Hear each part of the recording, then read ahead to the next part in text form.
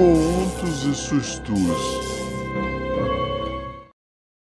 Antes de começar essa história, quero pedir que você se inscreva no canal, faça seu comentário e deixe o like, que assim o YouTube passa a recomendar os vídeos para mais pessoas que gostam desse tipo de conteúdo.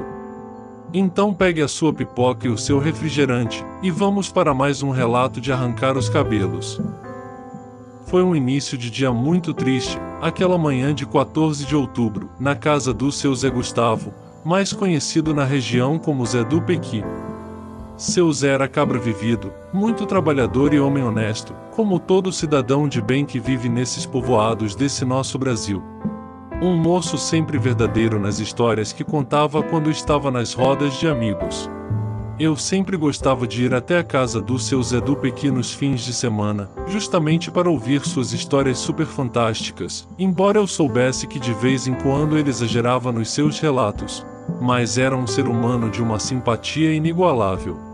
Sua esposa, Dona Pinduca das Neves, nunca se esquecia de oferecer o café com cuscuz de milho verde, e o leite tirado muito cedo da vaca que eles tinham no cercado bem pegado à sua casa. E foi justamente depois desse saboroso café da manhã, debaixo de um pequizeiro, que o seu Zé começou a me contar o ocorrido. E para minha surpresa, tinha sido há apenas 2 anos atrás. Porém, quando começou o relato, Dona das Neves não deixou esconder o medo que a abalou naquele momento. Enquanto levava uma panela ao fogo de lenha, ficou apavorada de tal forma que perdeu o tato e deixou a panela cair no chão, derramando o feijão que ia pôr para cozinhar. Vendo isso, pensei comigo mesmo que a história que o seu Zé ia contar não era nada boa. Devia ser algo realmente preocupante. Então voltei minha atenção para o seu Zé do Pequi, para ouvir a história, e percebi que ele não se importou quando viu Dona das Neves derrubar a panela com o feijão. Compreendi que para ele era natural que ela tivesse reagido daquela forma, considerando o fato acontecido, fato esse que eu ainda não sabia de que natureza era. Seu Zé acendeu o cigarro que tinha enrolado com um pedaço de folha de papel, e sentado numa cadeira de madeira rústica, começou a me relatar o acontecimento.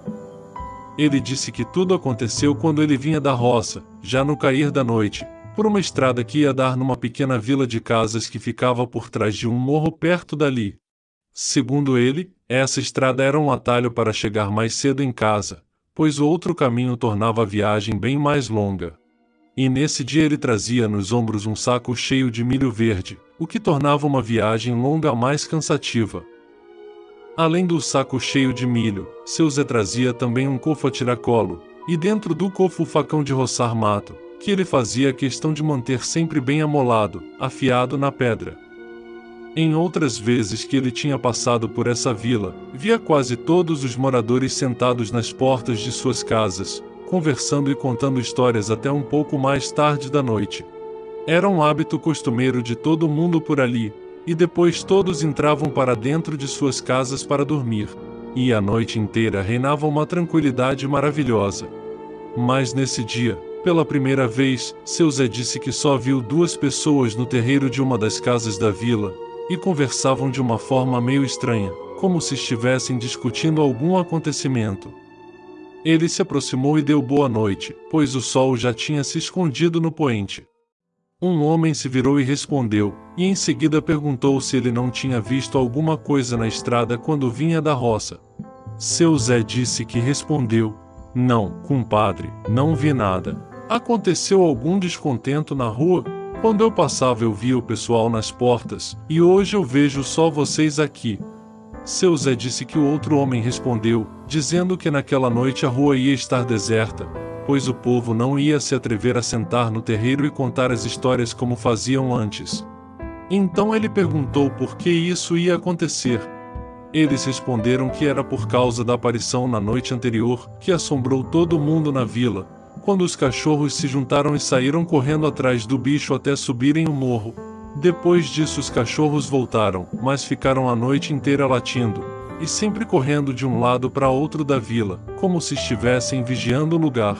Ninguém conseguiu dormir mais, tanto pelo barulho dos cachorros quanto pelo medo, pois nunca tinham visto uma assombração ou coisa do tipo naquele lugar. Seu Zé disse que tremeu de medo, pois já estava escurecendo e o lugar estava deserto, sem ninguém, e um silêncio total. Um dos homens alertou que era melhor ele se apressar, pois já estava chegando a hora em que o bicho tinha aparecido na vila. Ele perguntou se alguém dali tinha visto e sabia o que era, mas disseram que só um rapaz da vila viu, mas não sabia dizer o que era. Só sabia que era alto, tinha braços longos e que corria saltando, mas não era um animal comum. Naquela escuridão só deu para ver o vulto e o barulho dos pés dele. E era rápido, que nem os cachorros conseguiram pegar. Então seu Zé do Pequi falou para eles que já sabia do que se tratava. A assombração da vila era um lobisomem. Os homens perguntaram assustados como ele tinha tanta certeza, se já tinha visto o bicho. E seu Zé respondeu, dizendo que aquela fera era a repetição de um antigo lobisomem que já tinha existido naquelas paragens há muito tempo atrás, quando seu tataravô ainda era um rapazote, e aquela vila tinha o apelido de Vila Fantasma. Na época, quem morava perto dali botou esse apelido por causa dessa fera que aparecia de vez em quando. Por isso todos foram embora do lugar, deixando a vila vazia, sem ninguém morando por lá. Muito tempo depois é que outras gerações de pessoas vieram para morar ali, e não conheciam a história antiga do lugar. Depois que contou a história, seu Zé percebeu que os dois homens se apavoraram. Então ele se despediu, dizendo que era bom que eles entrassem para dentro de casa, pois ele já ia sair correndo daquela vila, e esperava não se topar com a fera pelo caminho. Os homens entraram, e seu Zé do Pequi pegou o saco, o cofre com o facão e saiu apressado, indo embora para sua casa. Não tinha se afastado muito da vila, olhou para trás e não viu mais ninguém. Estava tudo deserto, a escuridão chegando e um silêncio de meter medo. Não se ouvia nenhum latido de cachorro. Não ia demorar muito para aquele silêncio ser quebrado.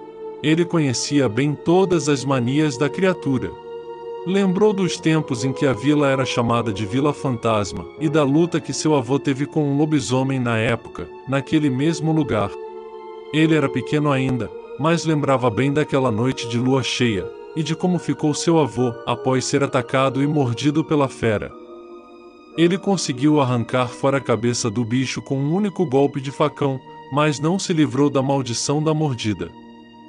No momento em que seu Zé do Pequi me contou isso, vi lágrimas descendo dos olhos dele.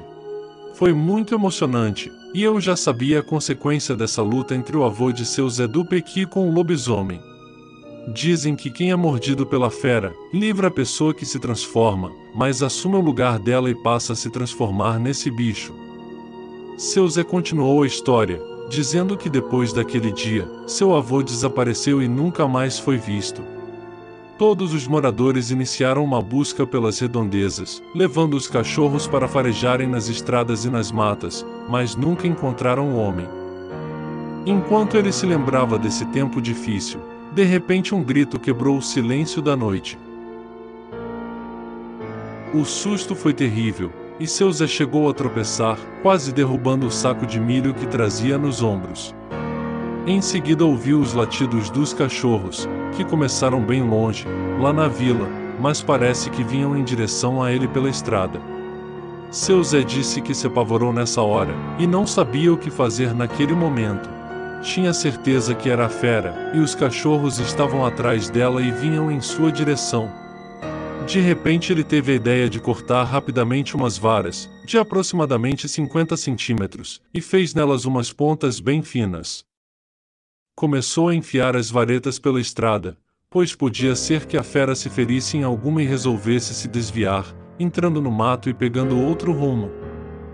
Não deu tempo de fazer toda a armadilha, e seu Zé já ouvia os latidos dos cachorros bem perto, e já dava para ouvir também o barulho que o lobisomem fazia, para tentar se livrar dos cães.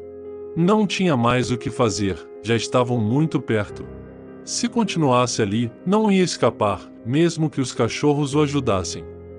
Então deixou o saco no chão, correu mais alguns metros e subiu em um pé de pitombeira, levando o cofre e o facão. A pitombeira não era muito alta, mas daquela altura ficava mais difícil um ataque direto da fera contra ele. Lá de cima, ele avistou o que se aproximava dele, Uma fila de cães se formou atrás da criatura desde a vila, e de vez em quando ela se virava e fazia gesto de ataque aos cachorros, mas eles não se intimidavam e a perseguição continuava. Seu Zé começou a rezar uma oração, que segundo ele foi seu próprio avô que tinha ensinado, para se proteger de toda coisa ruim. E foi aí que ele viu o que jamais imaginava. Quando o lobisomem pulou por cima das varetas pontiagudas enfiadas na estrada, ele freou de repente, parou e olhou diretamente para a pitombeira. Os cães o rodearam, latindo sem parar, porém não se atreviam a atacar a fera. O lobisomem ficou parado e o encarou lá de baixo. De repente os cães apertaram o cerco e o primeiro ataque aconteceu. Um dos cachorros, de cor preta e que era o maior de todos, saltou sobre os ombros do lobisomem, enquanto os outros iniciaram também uma série de ataques. Nesse momento seu Zé viu a oportunidade que salvaria a sua vida. Enquanto os cachorros lutavam com o lobisomem lá embaixo, ele cortou um galho da pitombeira e fez uma ponta bem trabalhada.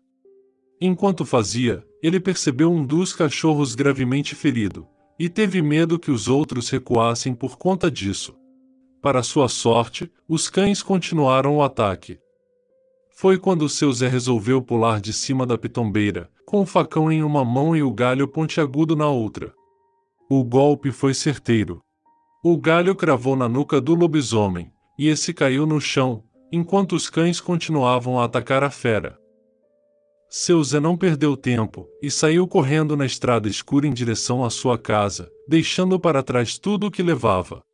Chegando em casa, contou a história para a Dona das Neves, e esta quase desmaiou, pois já estava bastante preocupada com sua demora em chegar da roça. Os dois jantaram e foram dormir, mas seu Zé disse que não conseguiu dormir sequer um minuto. Aquela imagem da fera olhando para ele não saía da cabeça. Tinha na mente os olhos daquela criatura, que pareciam sair fogo quando ela o encarava lá de baixo. De manhã, ao cantar do galo, enquanto tirava água do poço para banhar, e depois ir pegar o saco que tinha deixado, uma pessoa gritou lá da beira da estrada. Quando ele saiu, viu que eram os dois homens da vila, que tinham conversado com ele. Eles traziam a sua bagagem, tudo do mesmo jeito que tinha ficado. Mas também uma notícia que abalou a todos. Seu Zé do Pequi, sabendo quem os dois homens tinham visto, baixou a cabeça e pediu que eles o deixassem. Então os homens foram embora. Essa história me emocionou, e com isso eu tive a certeza que o sofrimento pelo qual passava aquela família era gigantesco. Porém, para outros, era a volta da paz e da tranquilidade naquele lugar.